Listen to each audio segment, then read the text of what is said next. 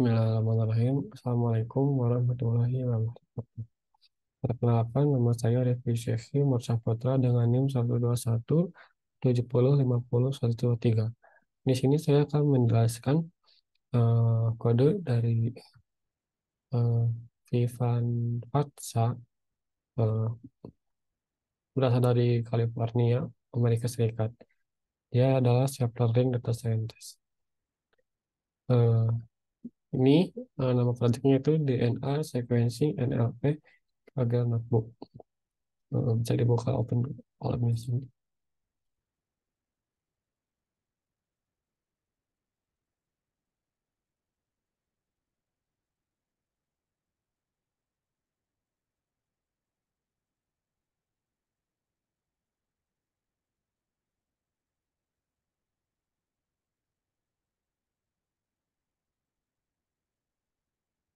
Ya,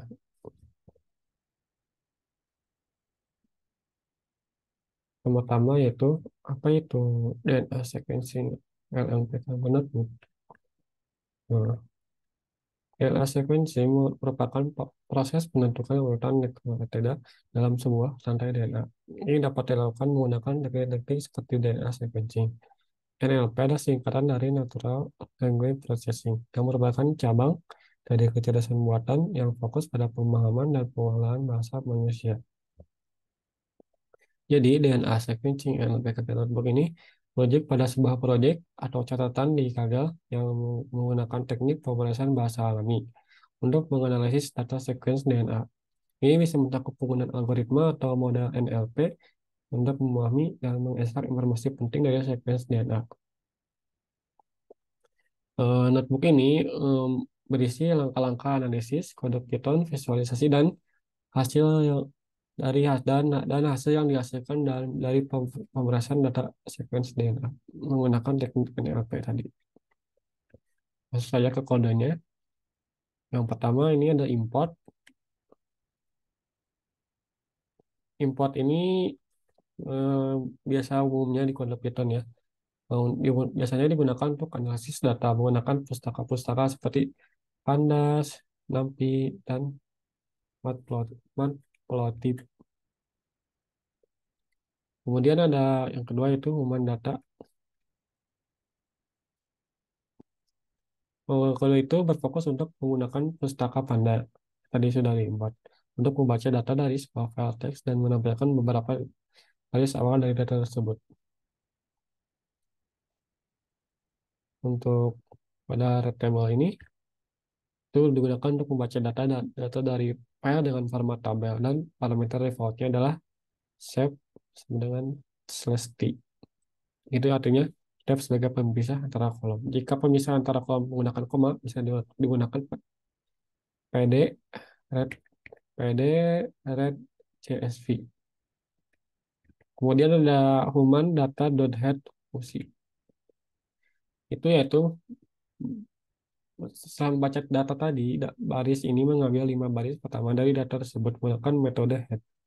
Ini berguna untuk memberikan preview atau melihat struktur awal dari data yang telah dibaca. Jadi keseluruhan dari kode ini yaitu eh, membaca data dari file teks human data.txt nanti yang diinputkan yang berada di directory tertentu di mana kita ya, dan kemudian menampilkan 5 baris pertama dari data tersebut untuk memberikan gambaran awal tentang struktur dan isinya. Contohnya data ini nih. Untuk kolom sequence itu ini urutan DNA nukleotida nukleotida DNA-nya. Nah, setiap baris ini mewakili satu urutan DNA-nya. Kemudian ada kolom kelasnya. Ini kolom ini berisi label kelas atau kategori untuk setiap urutan DNA yang tergantung dari sequence tadi. Eh, Dinilai di kelas ini eh, mempresentasikan kelas atau jenis tertentu yang mungkin diberikan kepada setiap DNA-nya. Contohnya ini nilainya ada 4. Nah, yang untuk yang ketiga sama 4 juga kelasnya 3. Kemudian Ada kode selanjutnya, eh, adalah CIM data. CIM data ini membaca data dari file teks CIM data txt yang berasal dari direktori tertentu. Kemudian ada kode data pada database juga. Ini sama seperti sebelumnya. CIM data.head. Nah, setelah membaca CIM data sebelumnya, baris ini menambahkan 5 baris pertama dari data frame CIM data yang menggambarkan awal tentang struktur dan isinya. Sama juga seperti docdata.head. Nah, ini untuk sequence sama seperti yang sebelumnya sudah saya jelaskan. Contoh 5 baris pertama dari data tersebut menunjukkan bahwa untuk setiap urutan DNA tersebut kolom sequence-nya ada label yang sesuai dengan kolom kelas. Nilai kelas ini memungkinkan kategori atau jenis tertentu yang diasosiasikan dengan urutan DNA tersebut. Kemudian ada kode from IPython display input image. Ini dokumen yang import gambar. Tadi kan dari dokumen ya, sekarang dari gambar misal. Nah, untuk gambarnya seperti ini dari Gene Family Number Class Label. Selanjutnya untuk kode ini kita harus cari dulu apa itu kamera penting. Kamera penting ini adalah potongan berurutan sepanjang K nukleotida dalam sebuah urutan DNA atau RNA. Misalnya untuk urutan ATCG, ATCG, di sini ada ATCG nih di bagian sini tuh. Yang artinya kameranya dengan K-nya 2, AT, C, TC, dan CG. Misal ATGA, ATGA, oh maksudnya ATGAGC. Berarti ATGAGC. Berarti K-nya 2 gitu. A 2, ADT, GA 2, GC 2. Nah, untuk kamera counting ini melibatkan menghitungan beberapa kali setiap kamera muncul dalam suatu dataset sequence atau memberikan representasi frekuensi kamera dari data sequence tersebut.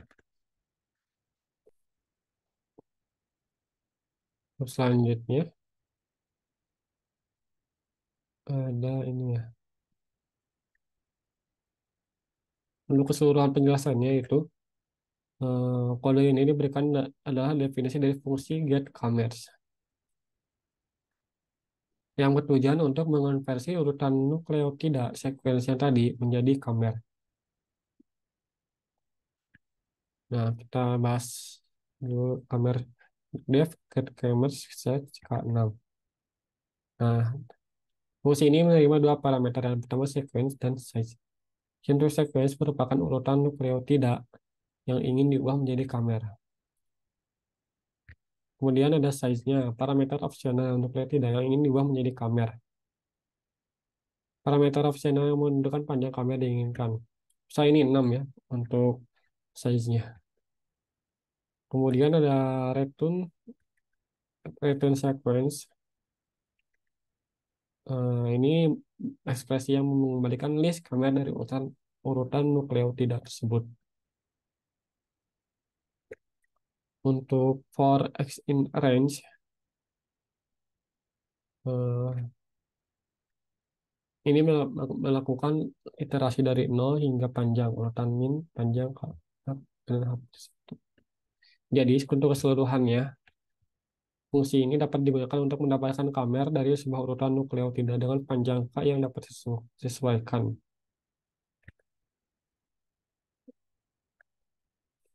Untuk selanjutnya, human data watch, human data.apply.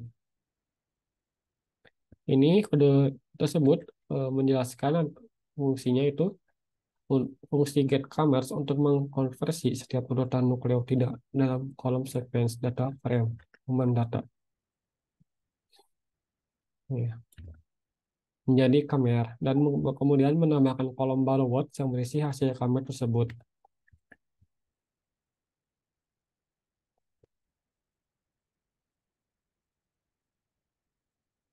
Mana sih data frame?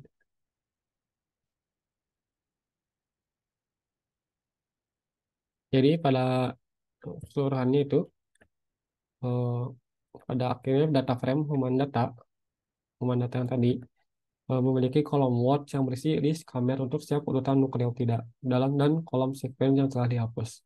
Representasi kamera ini dapat digunakan untuk menjadi sebagai fitur dalam analisis lebih lanjut atau dalam pembuatan model klasifikasi atau regresi untuk masalah yang mungkin terkait dengan data genetik.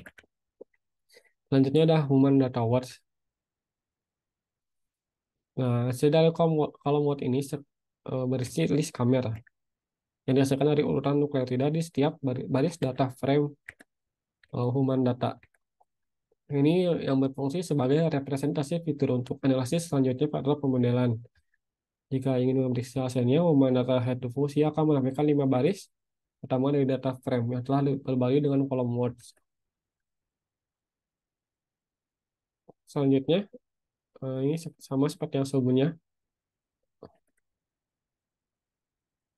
Dengan menambahkan kolom words ke data frame, ini untuk mengonversi urutan nukleotida menjadi representasi kamera yang dapat digunakan sebagai fitur dalam analisis atau pemodelan lebih lanjut. Kemudian ada kode human text 5 list human data words. Jadi setelah baris-baris yang telah dieksekusi, ini memiliki human text yang berisi urutan kamera sebagai string yang terpisah oleh spasi y data. Nah, y data ini berisi label kelas yang sesuai dengan urutan tersebut. Data ini memungkinkan akan digunakan sebagai input atau target dalam pembuatan model pembelajaran mesin. Selanjutnya, ini print yang nantinya si print ini akan ngeprint apa ya? Nantinya si print ini akan memprint dari hasil tadi kode-kode kamera tersebut. Terus, nah hasilnya adalah urutan kamera ini urutan kamera yang dihasilkan dari urutan nukleotida sesuai dengan baris ketiga dalam data frame human. Ini panjang ya. Wah, ini. Kalau di sini tuh di horizontal.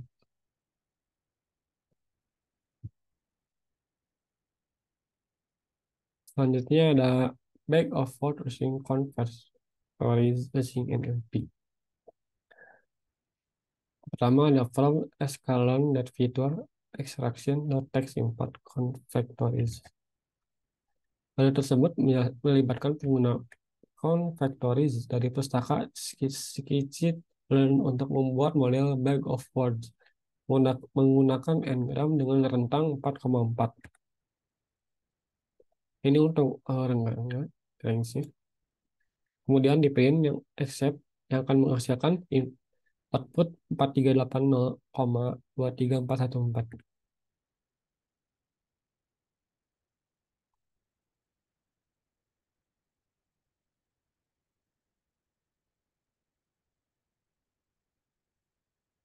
Kemudian balance. Kalau sekalian boleh import.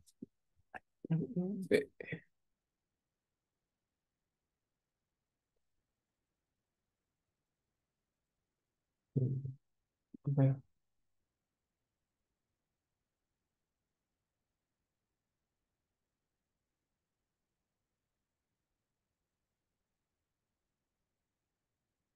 Kemudian ada from escalon model selection import train test split.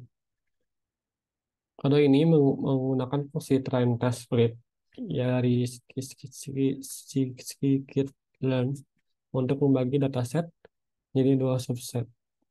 Data pelatihan training set dan data uji test set.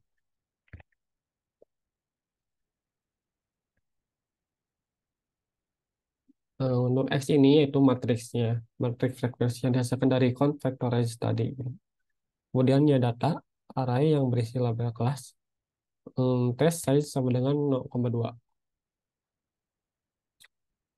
Ini parameter yang menentukan proporsi data yang dialokasikan sebagai data uji. Kemudian dalam random state part 2. Parameter ini menyediakan set untuk mengacakkan sehingga hasil pengacakan dapat direproduksi dengan memberikan nilai yang sama.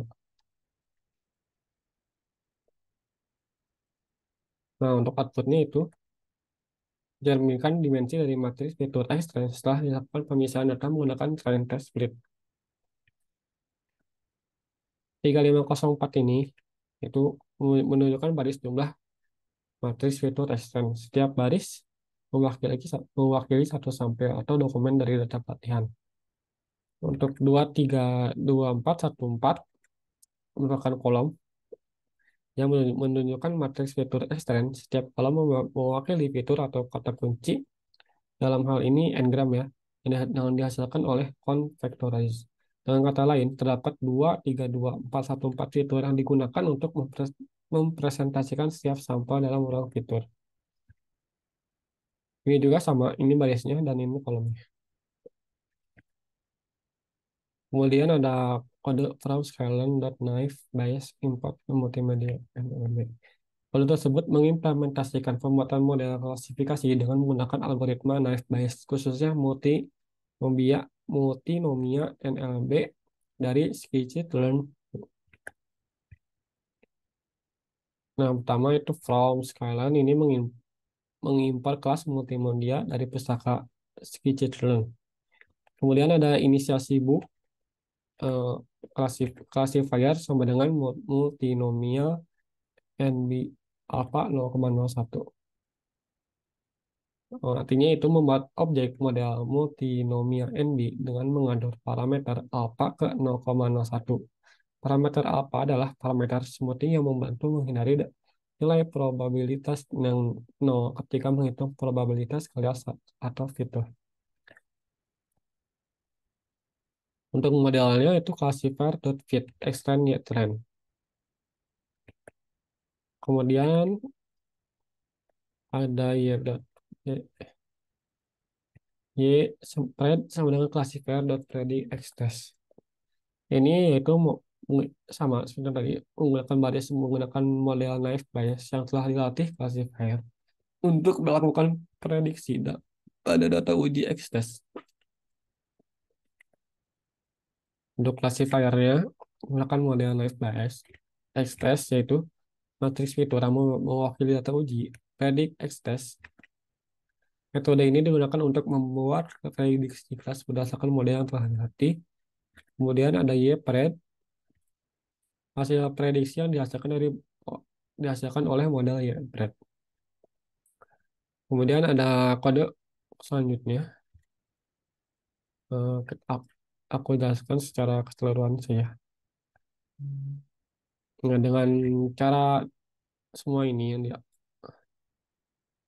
eh, kita dapat melihat beberapa baik model dapat dan melakukan klasifikasi pada data uji dan memahami performa model dari berbagai aspek seperti akurasi, keseluruhan, kemampuan untuk mengenali kelas positif, kemampuan untuk mendeteksi kelas positif reka dan keseimbangan antara presisi dan reka yang diukur oleh nilai E.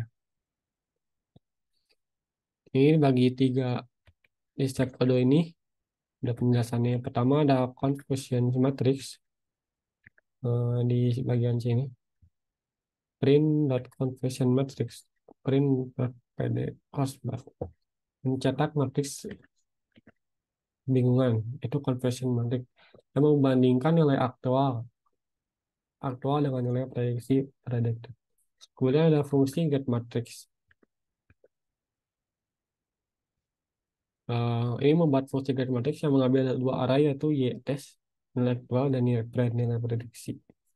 Kemudian menghitung akurasi presisi reka dan nilai F1 menggunakan fungsi dari scikit-learn seperti akurasi score, precision score, recall score, F1 score. Metrik ini dihitung dengan memperhitungkan rata-rata Weighted berbobot untuk kasus multicast. Kemudian ada evaluasi bagian bawah. Memanggil fungsi get matrix untuk mendapatkan nilai akurasi presisi recall dan F1. Kemudian mencetak nilai-nilai metrik tersebut dengan menggunakan format string. Nah, ini untuk khasiatnya conversion matrix, prediksi aktual, akurasi, precision recall, advanced. Untuk akurasinya 0,979, precisionnya 0,981, recallnya 0,979, advance-nya 0,980. Nah, akurasinya 0,979 artinya 97,9%. Yang artinya total prediksinya benar. Kemudian ada presisi 9,1%. Dari semua yang telah diprediksi sebagai positif, beberapa banyak yang benar positif. Kemudian merecall-nya 97,9%. Jadi semua yang salah positif, beberapa banyak yang diprediksi dengan sebagai positif. Kemudian advance skornya 90%. Ini yaitu ukuran keseimbangan antara presisi dan recall.